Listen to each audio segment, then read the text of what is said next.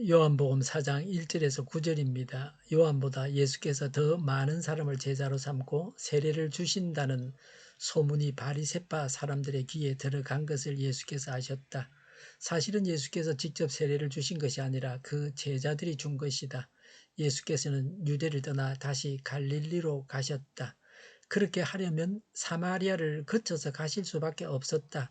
예수께서 사마리아에 있는 수가라는 마을에 이르셨다.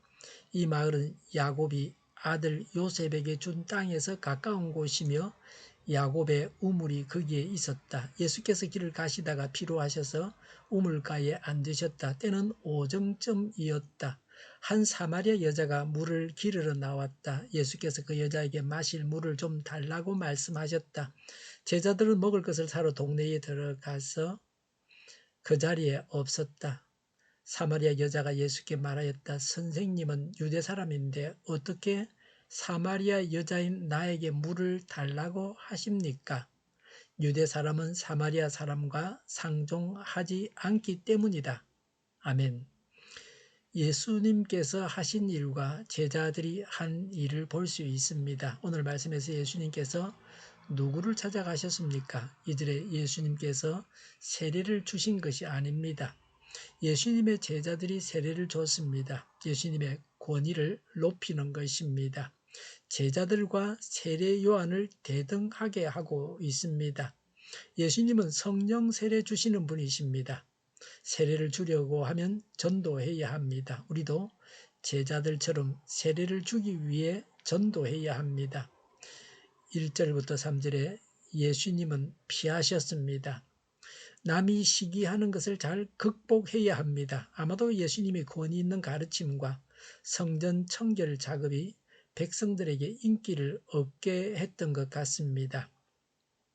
예수님이 세례 요한보다 더 많은 세례를 주고 제자를 삼는다는 소문을 바리새인들이 들었다는 사실을 아시고 유다를 떠나 갈릴리로 가셨습니다. 유다는 종교 지도자들이 모여 있는 곳입니다. 유대 종교 지도자들의 감시가 심한 곳입니다. 갈릴리는 벤두리였습니다.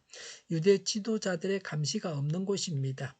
인류를 구속하시고 제자를 삼으셔야 하는 중대한 일을 하셔야 하기 때문에 예수님은 핍박자들과 충돌을 피하셨습니다. 중요한 일을 하는 사람은 사소한 일에 얽매이면 안 됩니다. 인류를 구원하시는 구주께서 바리새인들과 충돌하셔서 구주의 일을 망치실 분은 아니십니다.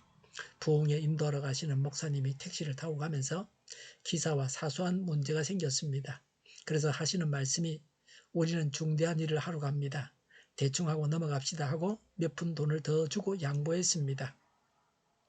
우리는 교회를 세우고 딴 것까지 제자를 삼아야 합니다. 이런 중대한 일을 해야 하기 때문에 사소한 일은 무시해야 합니다.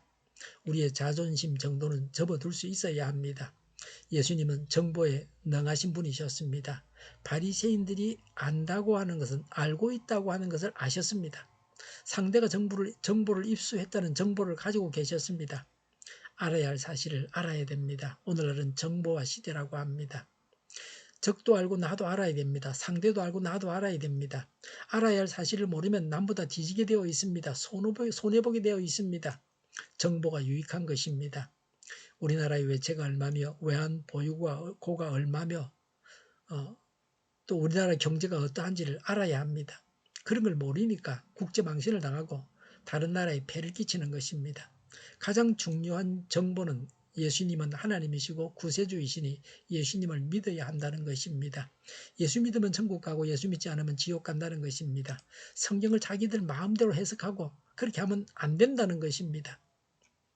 사마리아 우물가에선 여인과 예수님에 대해서 말씀합니다. 6절에 예수님은 길을 가시다가 피곤하여 우물가에 앉으셨습니다. 6절에 그때는 정오였습니다. 7절에 한 여인이 물을 길러 나왔습니다. 우리로 치면 한밤중에 물을 길러 나온 것입니다.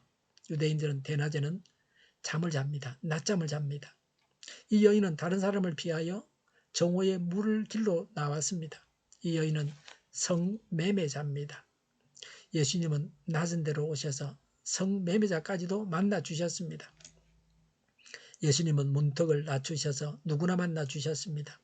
9절에 그 여인이 말하기를 선생님은 유대 사람인데 어떻게 사마리아 여자인 나에게 물을 달라고 하십니까? 라고 했습니다. 유대인들은 사마리아인과 상종하지 않았습니다.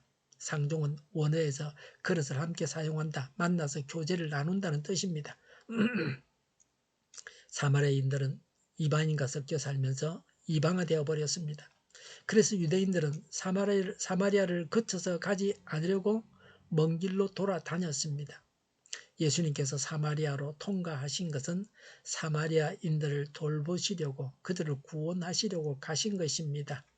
그리고 유대 남자들은 남이 보는 데서 자기 아내와도 말을 하지 않았습니다. 이만큼 여인을 경멸했습니다.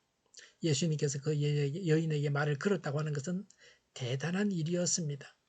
7절에 예수님은 그 여인에게 말을 거셨습니다. 아브라함을 찾아오신 하나님처럼 예수님은 그 여인에게 말을 거심으로 찾아가신 것입니다. 죄인을 찾아가셔서 구원하시는 하나님이십니다. 예수님은 우리에게 예수님을 전하기 위해서 가라고 말씀하십니다. 앉아만 있어서는 안 됩니다. 복음을 들고 세상에 나가야 합니다. 어떤 장애도 극복하고 복음을 들고 세상에 나가야 합니다. 전도해야 합니다. 중요한 일을 위해 덜 중요한 일은 피해야 합니다. 모르면 배워야 됩니다. 알아야 할 사실을 알아야 됩니다. 복음을 들고 아무도 돌보지 않는 자들에게로 가야 합니다. 기도하겠습니다. 예수님의 지혜와 능력으로 오늘도 생명을 구하게 하옵소서. 예수님을 전하게 하옵소서. 정의가 강물처럼 흘러가게 하여 주시옵소서. 교회가 분열되지 않고 하나가 되게 하여 주시옵소서. 교회가 한 목소리를 내게 하여 주시옵소서. 전쟁이 그치고 평화가 오게 하여 주시옵소서.